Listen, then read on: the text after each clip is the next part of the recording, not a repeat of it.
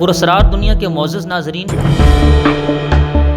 آج آپ کی توجہ اس نہایت اہم مسئلہ کی طرف کروانے جا رہے ہیں۔ جیسا کہ آپ جانتے ہیں کہ داتا صاحب کا عرس مقدس شروع ہونے جا رہا ہے، مگر افسوس ہر سال کی طرح اس سال بھی داتا دربار کے عرس مقدس کی مرکزی تقریب میں پھر سے بہت سے بدبختوں کو بلایا جا رہا ہے۔ جو عرس کے شیڈول کا رسالہ جاری ہوا ہے اس میں بہت سے لوگ داتا صاحب کے نظریے کے نہ صرف قاتل ہیں بلکہ داتا صاحب پر کفر کے فتوے لگانے والے بھی ہیں۔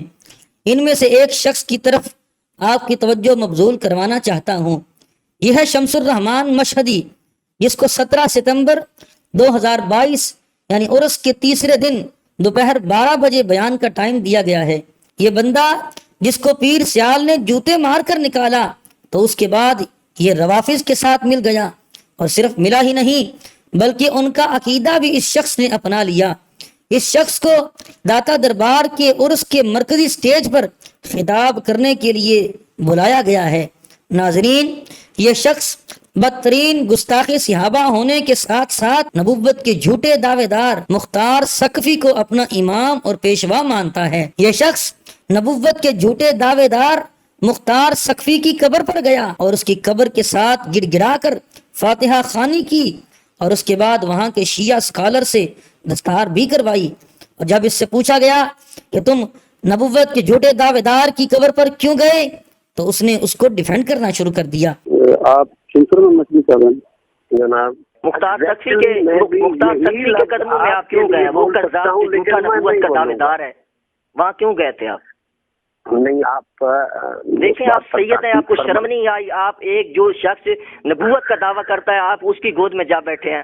مسند احمد میں لکھا ہے، اس نے کہا میرے اوپر وحی آتی ہے، وہ قذاب بکتا رہا ہے میرے اوپر وحی آتی ہے، اور آپ اس کے قدموں میں چلے گئے ہیں۔ اچھا، مختار سقفی بکتا رہا ہے، وہ قذاب جھوٹا نبوت کا دعوے دار ہے، اور آپ اپنے آپ کو سید کہتے ہیں، آپ اس کے جا کے چرنوں میں بیٹھ گئے ہیں۔ اگر وہ جھوٹا تھا، یہ شمس الرحمان مشہدی صاحب جو اپنے آپ کو پیر سمجھتے ہیں اور سید سمجھتے ہیں اور محب اہل بیت سمجھتے ہیں، حالت دیکھیں ان کی کہ امام جعفر کا ایک طرف قول موجود ہے، امام زین العابدین کی بات موجود ہے، وہ اس کو مختار سقفی کو قذاب سمجھتے ہیں، اور یہ مختار سقفی کی قبر پہ ایسے چڑھا ہوا ہے جیسے کوئی کسی پڑوسن کو جھانک کے دیکھ رہا۔ یہ حالت ہے شاہ عدیل۔ حالانکہ اس کے نبوت کا دعویٰ اہل سنت کی مستند کتابوں کے اندر اس کا ذکر موجود ہے۔ یہ کلپ آپ سماعت کر سکتے ہیں۔ دلائل النبوہ کے اندر امام بہقی نے یہ لفظ حدیث شریف کے رسول پاک صلی اللہ علیہ وسلم سے روایت کی ہے، جلد نمبر 6 ہے، اس میں صفحہ نمبر 481 ہے۔ حدیث جو ہے وہ حضرت عبداللہ بن زبیر رضی اللہ تعالیٰ تک پہنچتی ہے۔ قال رسول اللہ صلی اللہ علیہ وسلم، اللہ کے رسول علیہ السلام نے فرمایا، توجہ کرنا، لا تقوم الساعہ، قیامت اس وقت تک قائم نہیں ہوگی، حتی یخرج 30 کذابا، یہاں تک کہ 30 کذاب نکلیں گے، منہم مسیلمہ والنسی والمختار، ان 30 میں سے پہلے دین ان میں پہلے مسیلمہ کذاب، دوسرا اسود عنسی اور تیسرا مختار سقفی، اور یہ وہ ہے جس کو کذاب کہا رسولوں کے سردار نے۔ اور پھر اس کی قبر پہ جا کے لوگ فاتحہ خوانی کریں اور اولاد رسول اللہ علیہ السلام کہلائے، اولاد سیدہ فاطمہ رضی اللہ تعالی عنہا کہلائے۔ اس نے ان سب احادیث کی کتب کا انکار کر دیا، اور صرف یہی نہیں، حضرت امیر معاویہ رضی اللہ تعالی عنہ پر طعن کرنا اس کا روز کا معمول ہے۔ روافظ کے امام باڑوں میں جانا، ان کے پاس جا کر تقریریں کرنا، یہ کسی سے چھپا نہیں۔ مگر افسوس اور دکھ کی بات یہ ہے کہ داتا صاحب کے عرس پر اس گستاخ رسول کو بلانے والا کون ہے؟ آخر اس کو مقدس داتا کے عرس پر بیان کرنے کی دعوت کیوں دی گئی؟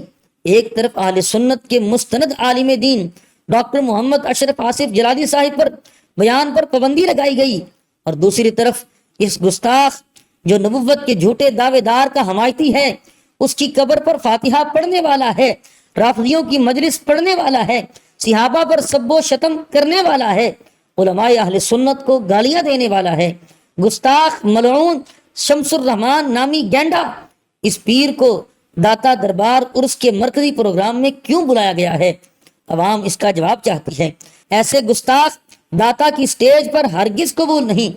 اگر یہ پیر وہاں آیا اور اس نے تقریر کی تو عوام اہل سنت اس کا اور اس کے بلانے والوں کا شدید محاسبہ کریں گے، جیسے پچھلے سال عرفان شاہ اور حنیف قریشی کا کیا گیا تھا۔